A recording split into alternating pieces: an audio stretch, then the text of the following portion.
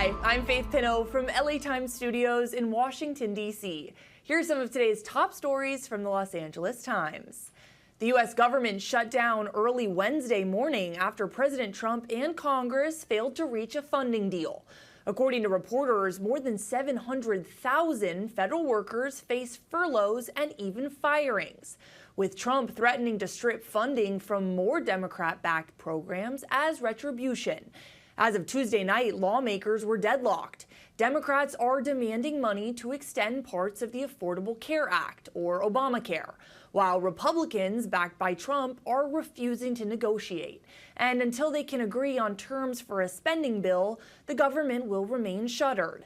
Now, the country has seen shutdowns before. The longest in history stretched 35 days during Trump's first term in 2018 and into 2019. But this one could be even more damaging. Agencies have been told not just to furlough workers, but to prepare for mass firings. It's all a part of Trump's push to shrink government spending.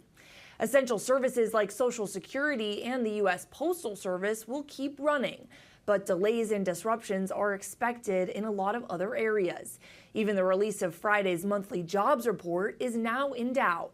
Now, economists are warning that the shutdown could have effects on the market, despite usually shrugging off shutdowns.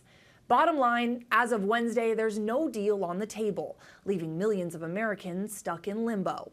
And in other news, starting Wednesday, solo drivers of clean air vehicles in California will no longer be allowed to use carpool lanes. Karen Garcia reports that more than 500,000 drivers statewide will be affected, losing a perk that they've had for over a decade. Now, experts say on already packed freeways, it might not change traffic much. But for those losing carpool lane access, they'll likely feel the difference in daily commutes. The change also ends a 15% fast-track discount on clean air drivers. In the meantime, California Highway Patrol is giving a 60-day grace period. But after November, solo drivers who violate carpool lane rules could be ticketed. Governor Gavin Newsom tried to extend the decal program until 2027, but the bill needed approval from Congress and President Trump and failed to get either. The program was meant to encourage people to buy electric and clean air cars, but studies show it didn't really cut down on pollution and ultimately slowed down carpools. California still leads the country in electric vehicle sales, and other incentives will remain in place. But with the decals gone, solo drivers will now have to share the lanes with everyone else. That's it for now. To read these stories and more, be sure to subscribe to the LA Times.